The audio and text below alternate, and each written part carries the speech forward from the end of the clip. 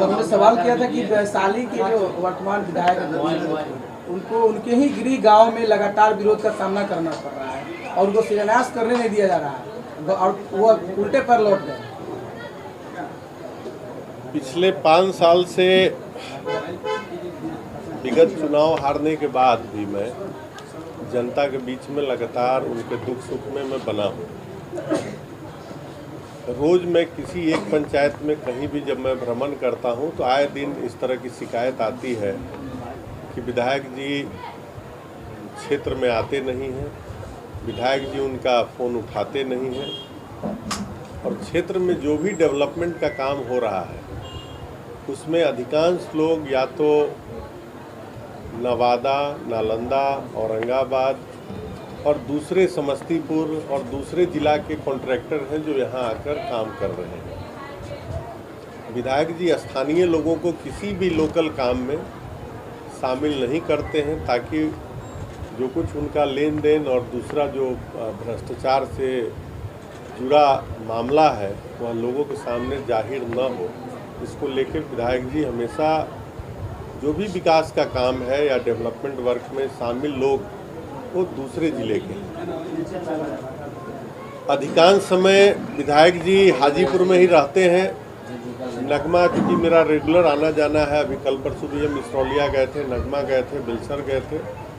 लोगों का एक बड़े पैमाने पर शिकायत है कि हमारा विकास का काम बाधित हो रहा है, विकास का काम हो नहीं रहा है और विधायक जी ज़्यादा समय हाजीपुर में ही रहते हैं। तो स्वाभाविक सी बात है जब विकास बाधित होगा और हमारे नेता अनुपस्थित रहेंगे तो जनता में आक्रोश बढ़ता जाएगा।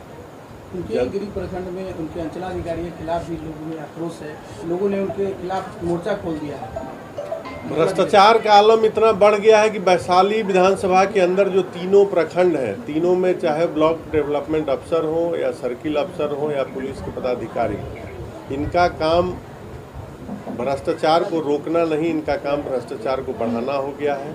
आए दिन झूठे मुकदमे दर्ज हो रहे हैं। कोई भी ज़मीन का दाखिल खारिज जब तक आप उनको चढ़ावा नहीं देते हैं तब तक आपका काम नहीं हो रहा है। ब्लॉक में भी कोई भी आवेदन अगर आप देते हैं और जब तक उसके साथ उनके द्वारा तय की गई मनमानी राशि आप अगर नहीं देते हैं तब तक कोई आपका काम ब्लॉक से भी नहीं होता है। तो हमने अपने एजेंडे में भी रखा है कि अगर वैशाली की महान जनता इस बार अपना आशीर्वाद और स्नेह मुझे देकर विधानसभा भेजने का काम करेगी तो मैं वैशाली के तीनों ब्लॉक में जीरो करप्शन, जीरो टॉलरेंस नीति लाने जा रहा हूं ताकि कोई काम में कोई अधिकारी अगर किसी से 1 रुपया भी रिश्वत मांगेगा तो हम लोग तुरंत उस पर कार्रवाई करेंगे। यहाँ आपके ही विधानसभा से सटे हुए आज एक एनडीए का कार्यकर्ता सम्मेलन में स्वास्थ्य मंत्री मंगल पांडे ने कहा है कि कांग्रेस और इंडी गठबंधन लोगों को गुमराह कर रही है एसआईआर के मुद्दे पर।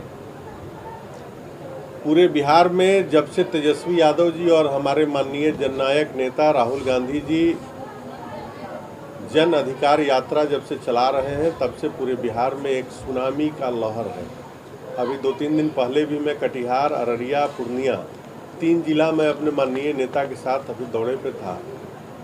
जन सैलाब है, लोगों में खासकर हमारे नौजवान साथियों में एक उम्मीद की किरण दिख रही है कि आने वाले समय में महागठबंधन की जब सरकार बनेगी कम से कम 10 लाख से ज़्यादा हमारे युवाओं को रोजगार मिलेगा और अमन चैन बहाल होगा।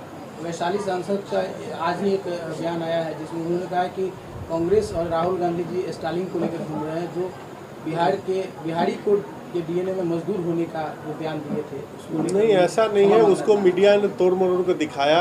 स्टालिन जी काफ़ी सीनियर राजनेता हैं और स्टालिन के पिताजी भी 5 बार तमिलनाडु के मुख्यमंत्री रहे हैं और तीसरी बार स्टालिन जी भी मुख्यमंत्री हैं।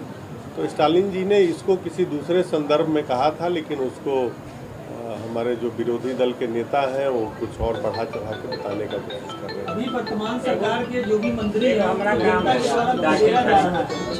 महीना हो गया अभी वर्तमान जो मंत्री है बिहार सरकार के उनको लगातार देखा जा रहा है कि जगह जगह पर खदेड़ा जा रहा है, काला झंडा दिखाया जा रहा है। क्योंकि पिछले 5 साल में मंत्रियों ने कोई काम किया नहीं है सिवाय भ्रष्टाचार के। अभी सीएजी की जो एक रिपोर्ट आई है, आप इस रिपोर्ट में देखें कि बिहार सरकार में 73,000 करोड़ का घोटाला हुआ है।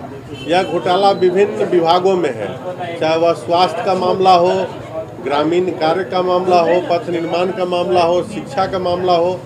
करीब 73,000 करोड़ का स्कैम पिछले 5 साल में बिहार में हुआ है।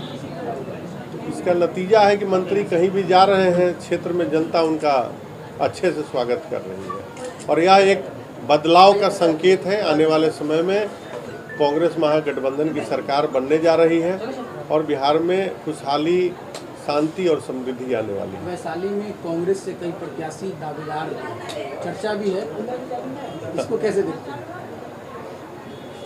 पिछले 5 साल से चुनाव, जब से मैं पिछला चुनाव हारा, वैशाली की महान जनता ने मुझे 63,000 वोट देने का काम किया और मैं बहुत थोड़े से अंतराल से मैं चुनाव हार गया था।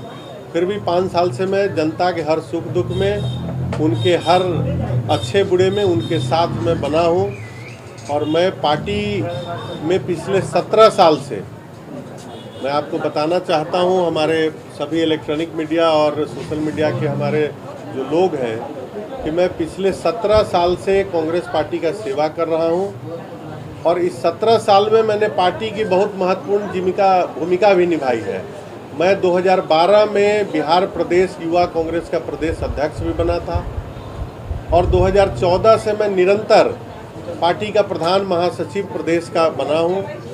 साथ ही साथ मैं सोशल मीडिया का स्टेट चेयरमैन था। मैंने प्रोफेशनल कांग्रेस के भी चेयरमैन का पद संभाला है बखूबी और पिछले 17 सालों से मैं पार्टी का सेवा करता आ रहा हूं। अभी कुछ लोग हैं जो घूम रहे हैं, पार्टी हाईकमान को उनकी पृष्ठभूमि जांच करने की ज़रूरत है कि वैसे लोग जो पिछले 25 साल में कितने पार्टी घूम के आए, कोई जदयू में गए, लोजपा में गए, भाजपा में गए, जनसुराज में भी दिन में कांग्रेस में घूमते हैं और रात में जनसुराज में घूमते हैं।